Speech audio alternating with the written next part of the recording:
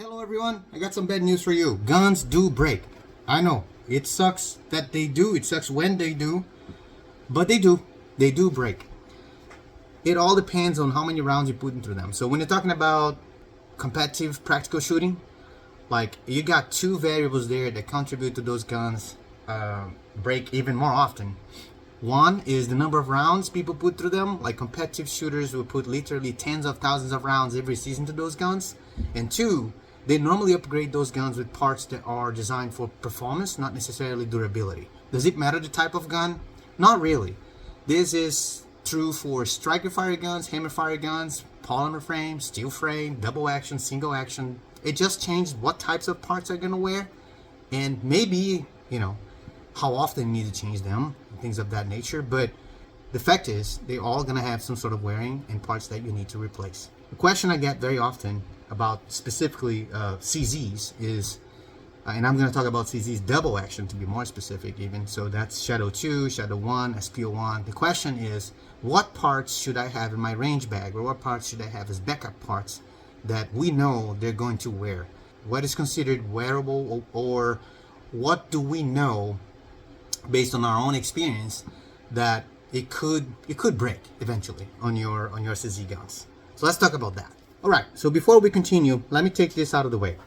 I just isolated here a few, like maybe 3 or 4 parts that I know they are wearable and I know they're going to break, they're going to fail on you eventually. It's just a matter of when, not a matter of if.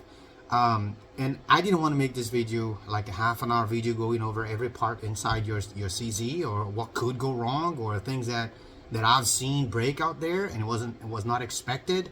This is just going to be really about regular maintenance and parts that we know they're going to eventually break on you. So I'll take this out of the way before we continue. Okay, the first one I'm going to talk about is the recoil spring. So competitors, mainly competitors, will tune their recoil spring based on the load that they're using on their gun. And this probably is going to result like lighter recoil springs than a stock one. The stock one on the Shadow 2 is like, it's very heavy. And that probably is going to outlast any lighter aftermarket spring out there. So if you want to have one that, if you want to have a recoil spring that will last forever in your gun, keep the stock one.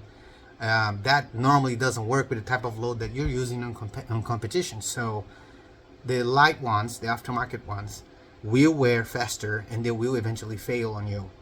I haven't seen one snap yet. They normally don't snap, they normally don't break, but they just get shorter and shorter as you use. Here's a comparison between the brand new 11 pounds one and one that was being used for about maybe 10-15,000 rounds. You can tell how shorter it is, like maybe 3 or 4 coils shorter.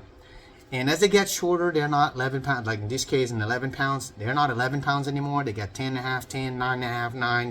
They get weaker and weaker, and depends on how on the limit you tune that recoil, that slide operation to the load that you're using, you're going to start having some malfunctions. What type of malfunctions? Double feed, fail to extract, that type of thing.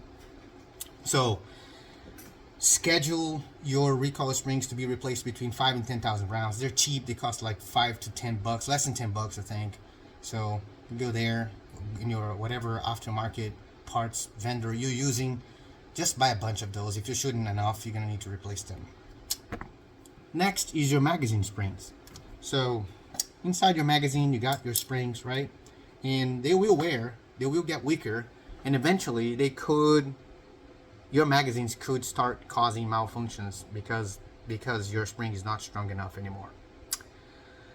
The difficult here is to tell you how often you should change, or there is not a number of rounds, because it really doesn't matter how many rounds you put through the gun. It's more about the number of cycles you have in this spring on your magazine with the spring. So it depends on the number of magazines you have. It depends if you're always using the same magazine on your competitions in your stage. So it's really hard to say. So I'm gonna say just like, every season, at least check your most often used magazines.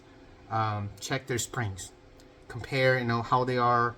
If you compare to a new one, and I've seen people that just get there and just stretch the springs. I would not do this. They're not designed to be stretched like that. Once they are weaker, they just wear, and you just need to replace them. They're cheap. Just get some of those, keep in your bag, keep in your range bag. Easy enough to replace between stages if you need on a match or during practice. So just keep some of this. Same thing with the recoil spring. You can change this between stages too. It's very easy to replace.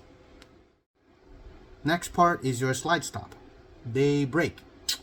They break right here where you see the failure point here on the pin that goes independent of a barrel. It's considered wearable. So if you call CZ, try to use your warranty because your slide stop broke, they will tell you they're not going to cover this under warranty because it's considered a wearable part. You just need to buy another one. It's a $35 to $40 part. And the reason it breaks is because it locks your barrel in the gun. So this pin here that broke goes through the pinion of your barrel, and then there's an impact there. Every time your slide cycles back and forth, the pinion of the barrel, it's hitting this pin back and forth as well. So it's still hitting steel. At some point something's got to give. You want this one to give. You don't want your barrel to be the part that's going to give, right? The barrel costs up to $200. This costs $35 to $40. It's just common sense that you want this one to break. So how often they break? I've seen some of this break with 15,000. I've seen some of this last over 45,000 rounds. So something between that, in between 15 and 45,000.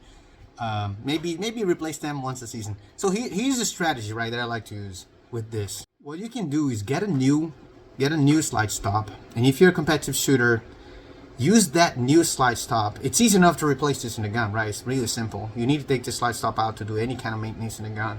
Get a new slide stop, and every time you go to a major match, a match that you really don't want anything, like you really can't afford to have any problem, any malfunction of any sort, use your new slide stop on the gun on those matches. When you're done, when you come back from those matches, take the new slide stop out, save it somewhere, and you put back the one that you've been using in local matches or practices that you don't care much if you have a malfunction. If they break in the middle of a local match, who cares, right? You just replace and keep going. Yeah, okay, you ruin your chance to win the local match. Big deal. So this way you can use until it snaps, until it breaks. And then when the one that you've been using in local matches and practices, when it breaks, you buy another one, and you get that other one that you're using for major match, and you downgrade it just to use on practice and local matches. And then you keep rotating that way. You always use a new slide stop or close to new slide stop on major matches. All right, next one is, this is not an easy one for you to replace between stages in your match, is your trigger return spring. So people are going to replace, normally they're going to use a reduced power trigger return spring because they want a lighter trigger pull in their gun, and that does help with a lighter trigger pull. So they're going to use a reduced power one. They wear even faster than OEM one.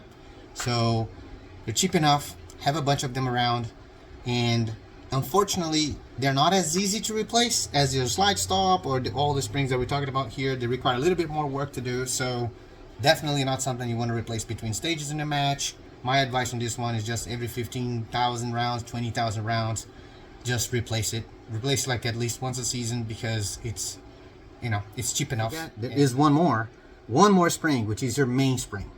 So again, competition, people are going to replace the main spring by lighter versions of it, as light as 8.5 pounds.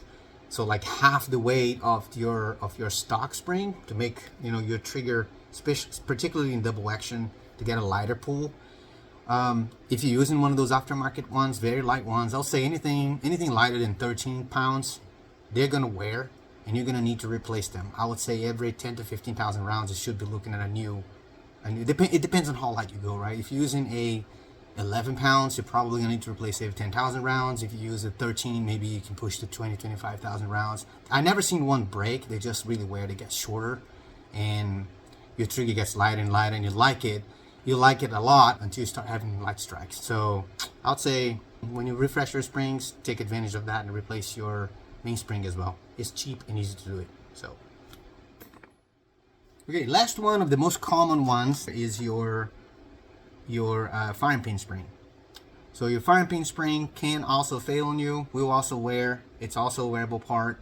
I haven't seen an OEM one break, a stock one break yet, but I've seen those reduced power firing pin springs that people use all the time, aftermarket performance parts like we've been talking about.